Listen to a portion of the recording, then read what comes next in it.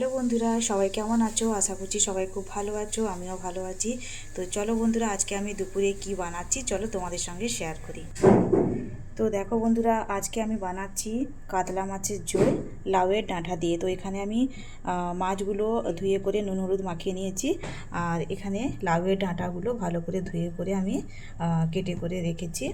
আর এই যে এখানে আমি মশলা বেটে নিয়েছি। আর এটা হচ্ছে পালং শাক আর বেগুন কেটে রেখেছি, এটা ভাজা করব। তো রসুন, বড়ি, কাঁচা লঙ্কা, ব্যাস। তো চলো এখন মাছগুলো ভেজে নেওয়া যাক। তো দেখো, কড়াইতে আমি তেল দিয়ে দিয়েছি, তেল আমার গরম হয়ে গেছে। এখন আমি মাছগুলো ছেড়ে দেব।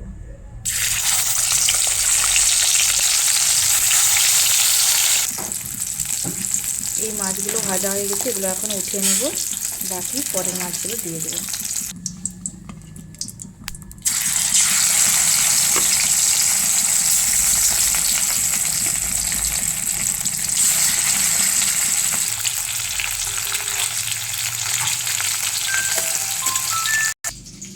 তো দেখো, বাকি মাছগুলো ভাজা হয়ে গেছে।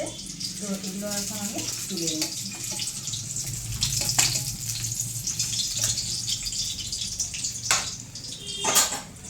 তো এখন লাউয়ের ডাঁটাটা আমি সিদ্ধ করতে দেবো, তারপরে এটা।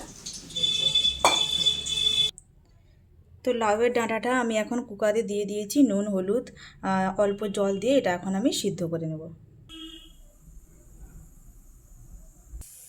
তো দুটো সিটি হয়ে গেছে, এটা এখন আমি বন্ধ করে দিলাম। তো ওই তেলে আমি এখন ঝোলটা করে নেব মাছের। তো তেজপাতা, শুকনো লঙ্কা দিয়ে দিলাম, বেটে রাখা।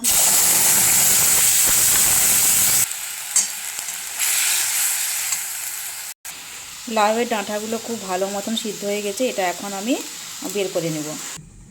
তো আমি বাটিতে বের করে নিয়েছি। আর এদিকে মশলাটা কষতে নিয়ে তারপরে কিছুক্ষণ পরে আমি ওটা দিয়ে দেবো।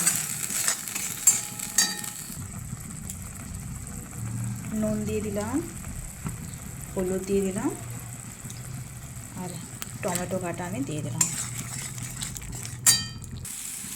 মশলাটা কষানো হয়ে গেছে, এখন আমি লাউয়ের ডাঁটার জলটা এখন আমি দিয়ে দেবো।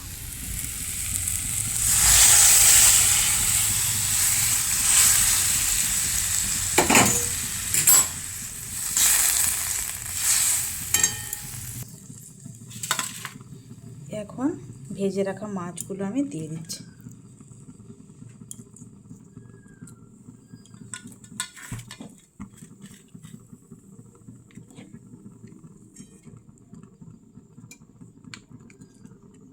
এটা 10 মিনিট ফুটতে দেব, তারপরে আমি নামাবো।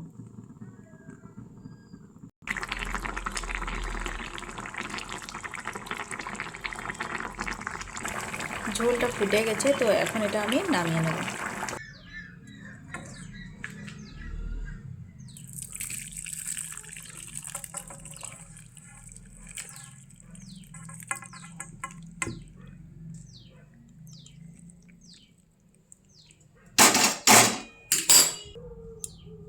তো ঝোল আমার কমপ্লিট। এখন আমি শাকগুলো সিদ্ধ করতে দিয়ে দেব। অল্প নুন দিয়ে দিলাম, অল্প জল দিয়ে দিলাম।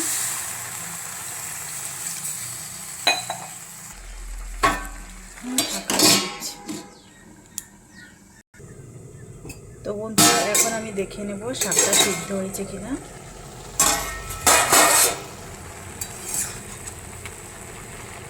শাকটা সিদ্ধ হয়ে গেছে, বেগুনও সিদ্ধ হয়ে গেছে, এটা এখন আমি নামিয়ে নেব। শাকটা আমি নামিয়ে নিলাম। কড়াইতে তেল দিয়ে দিয়েছি, এখন আমি থেঁতো করে রাখা রসুনগুলো দিয়ে দিচ্ছি।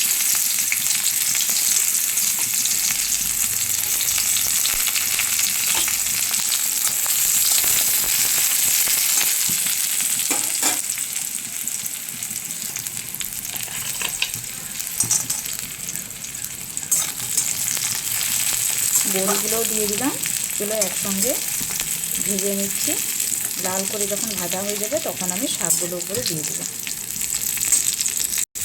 দেখো লাল করে ভাজা হয়ে গেছে, এখন আমি সিদ্ধ করে রাখা শাকটা দিয়ে দেবো।